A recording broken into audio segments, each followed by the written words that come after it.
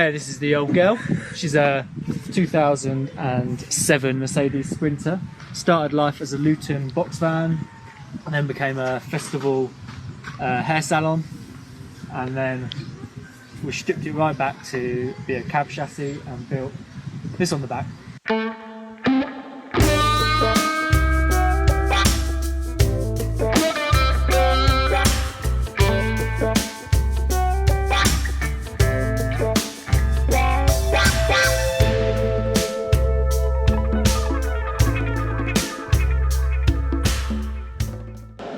Hey everyone, we are Phil, Alex, Otis and Asa, and welcome to our van life adventures. Join us weekly as we explore the world in our self-converted motorhome. We'll be sure to share with you all the trials, tribulations, joys and adventures we experience along the way. Everyone says to do it whilst the kids are young, so we are. So I'll show you around.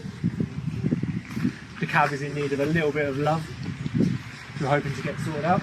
So our water tanks are under here. We obviously full-time van lifers, and before that we used to go skiing quite a lot in this van and break down quite a lot.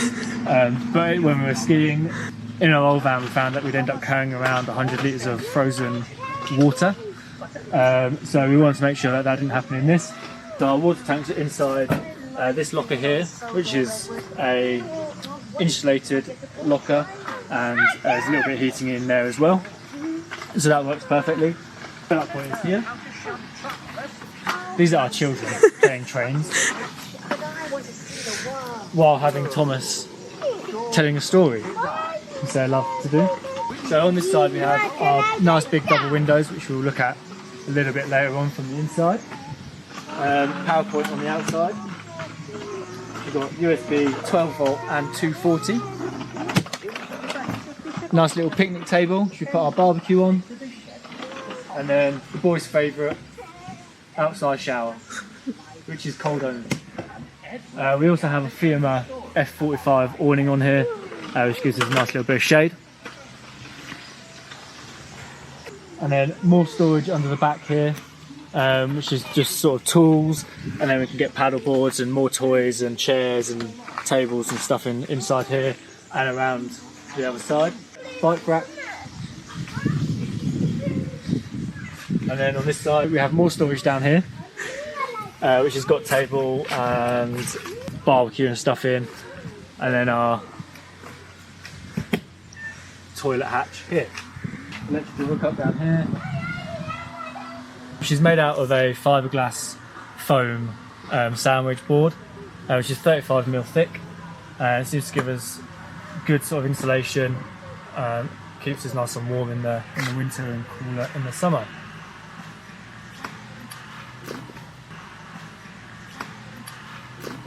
And did a custom design wrap, which we didn't want to be too sort of garish, but we also wanted to sort of have something that looked cool. Nice light colours so it don't get too hot, although you can tell the difference between the white and the green big time. Let's have a look inside. So firstly, our door splits, so we have a fly screen, which is great with the dog, and the door. So let's go inside. Okay, so here at the back we have got our bunks, well not our bunks, we've got the boys' bunks. Asa sleeps down here and Otis is up here, and they're super cosy, and each one has got LED lighting, and then they've got a little touchscreen here, which got time on, date on, and then they can select their colours and different effects on there. It's kind of cool. And obviously they have had put their own stamp on. So Otis is collecting postcards from everywhere we go, and stickers. So each one has got its own porthole.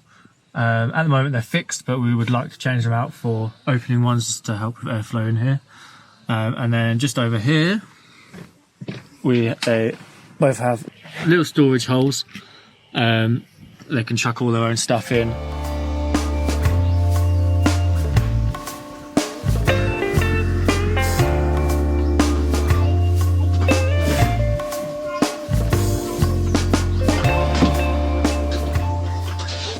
their bunk beds, we've got the wardrobes for the boys. So they've got hanging space there, shelves, toys and school stuff under there, and then a nice big storage drawer underneath.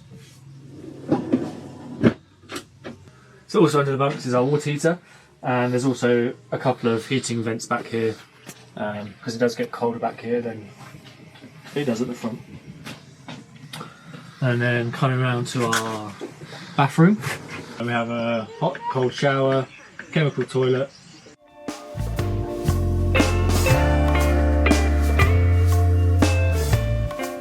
So that was the bathroom. And then the space we're in here is like my favourite space in the van. I fought for having this big area here so that the boys have somewhere to make a train track and play. And it's like good for kicking our shoes off, and obviously we're full time, so in the winter if we're skiing or muddy boots and stuff, it gives us somewhere to leave them all. If we come over to behind these seats, we have got our control panel. It's all designed by us, from design here to the control system as well. We can control lights, music, all our circuits, so fridges, USBs, anything like that we can turn on and off here. We can check all the levels, battery states, and then get a good in-depth look at the batteries as well. So we've got 3 banks and they're all at about 100% because we're plugged in at the moment. It gives you charge cycles, temperatures. This is our 240 volt, and then that's our solar that's not working yet. It's all still under a bit of development as well. And then a load of settings here so we can check stuff out on the router. We've got presets for leaving, being in the van, that sort of stuff, so we don't have to go through and turn them all on. And there's also an alarm on here. We've got altitude, pressure and temperature on here as well. We can also, on here, apart from control all our heating, so we've got water heating and space heating, we can also, if we're coming to levels, we can empty our fresh water and our wastewater. Like Jarvis. Like Jarvis. Yeah, so that is something actually that we had looked into, is doing voice control, which we could use an Alexa for or something, but the beauty of this is that it doesn't require internet to work, and Alexa does. And we don't always have internet, so for us this is like super. We can use it on our phones, computers as well, and when we're away from the van.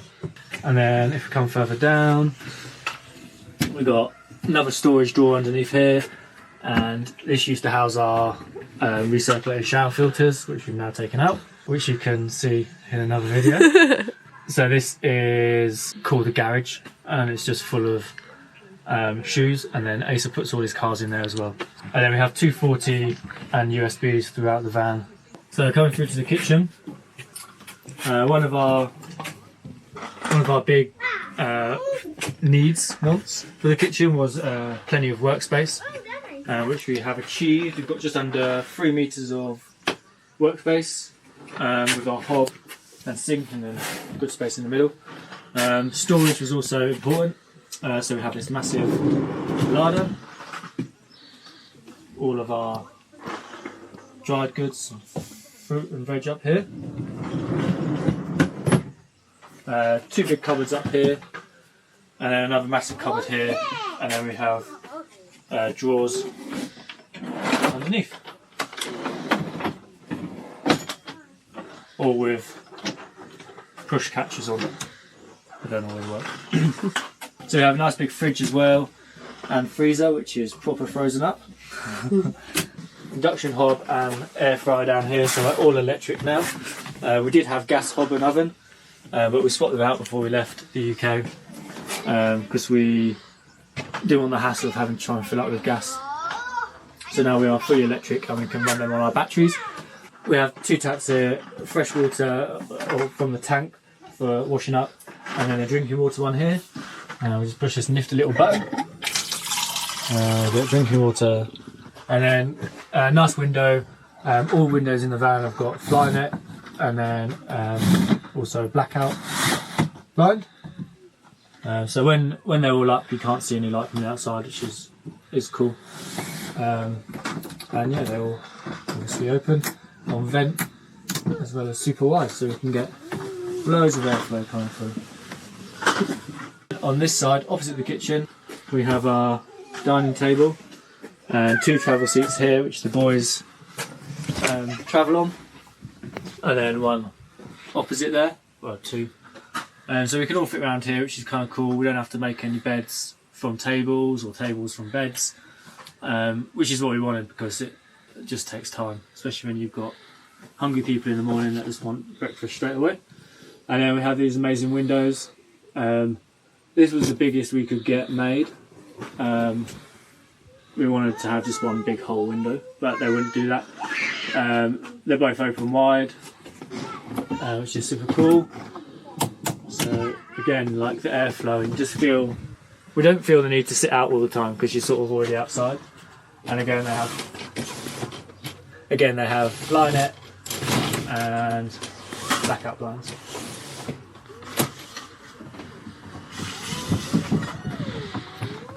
And we have these nice little wall lights, a bit of mood lighting in the evening. So again, custom made.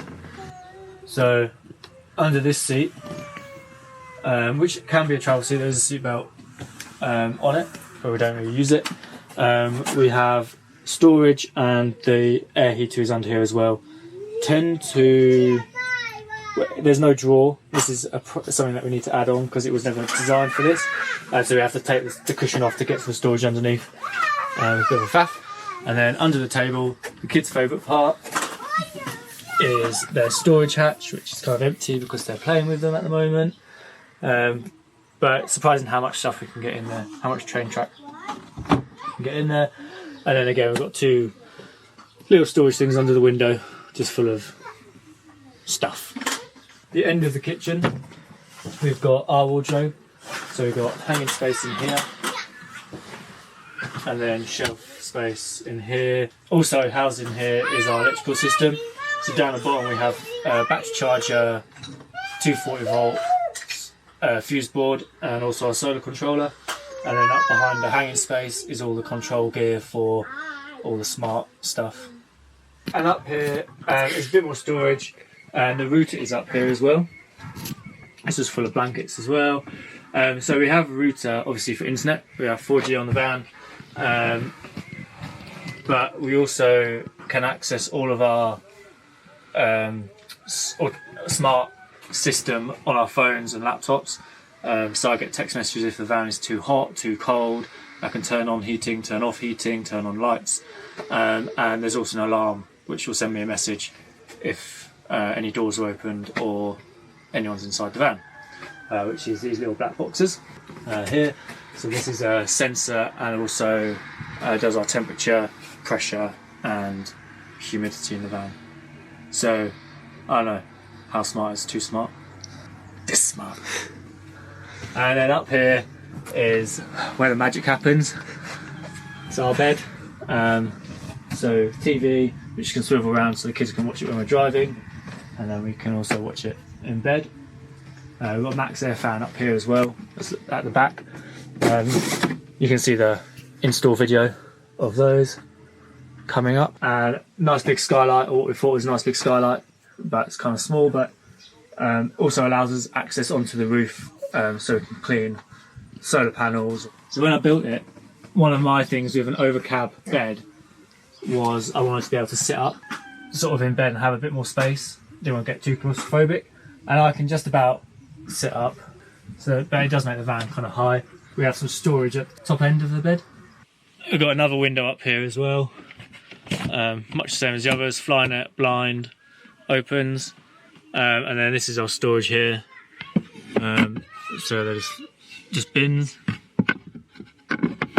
and again USBs throughout the van, and some nice mood lighting built in here.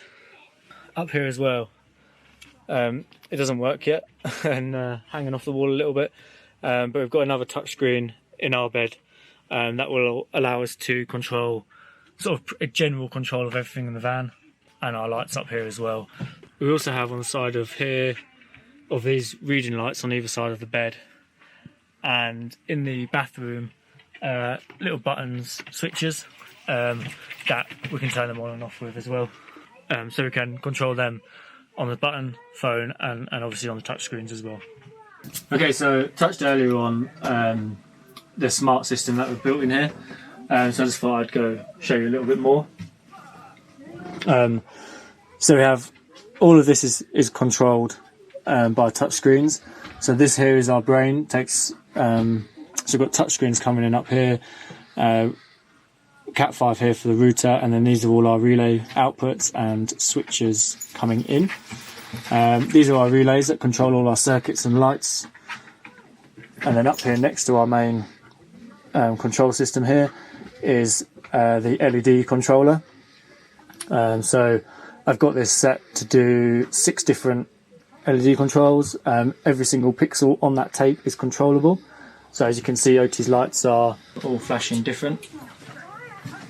So we can do that on OT's, Acer's, ours up in our bedroom, both the kitchen sets and outside. So that's 6 in total. And then we've got a load of switches spread throughout the van for door sensors and like our drinking tap. Various lights in the van, I've got switches as well, so they're just easier to turn on than having to go to the touchscreen. And then we also have in here another Raspberry Pi, which I've set to so we can stream Spotify to it, Bluetooth to it, and also runs our Plex server, which we use for our media. We can all watch TV shows and movies without using any internet, which is really cool. Not that we watch loads, but when you do, it's just nice to be able to not be tied to the internet. And then there's just various sensors spread throughout the van. So each battery bank has got a little microchip on that talks back to here on Wi-Fi. These sensors in the ceilings, one at the front, one at the back, which are both Wi-Fi devices. And we've got one by the water tank as well, which is also Wi-Fi. So as we said, we are all electric on this van, apart from our heating, which is diesel.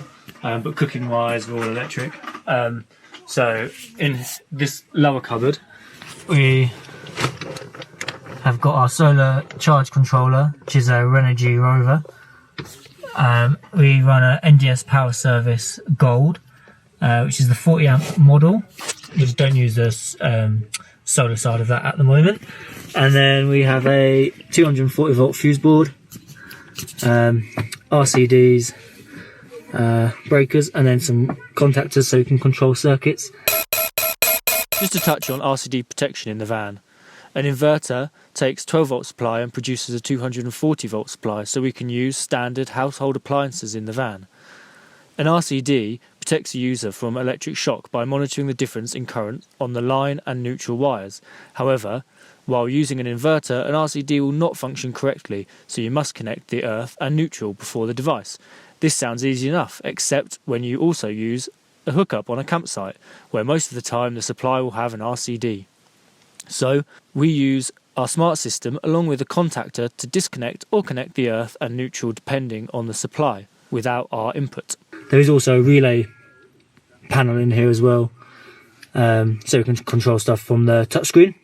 We have 3 lithium 280 amp hour 12 volt batteries, all with their own BMS and device to get the information back to us. We have 800 watts of solar on the roof, and we have a 3000 watt inverter which will run our air fryer and induction hob.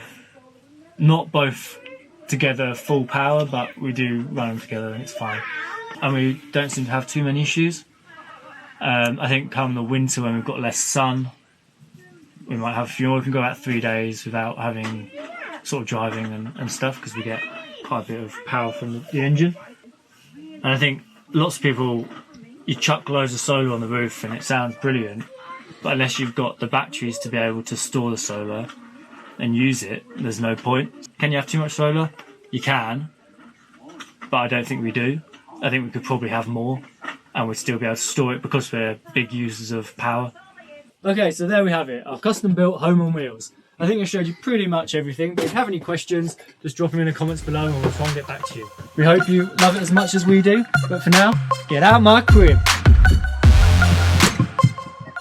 Thanks for joining us this week. Don't forget to tune in next Sunday when we continue with our adventure and start heading to our exciting new destination.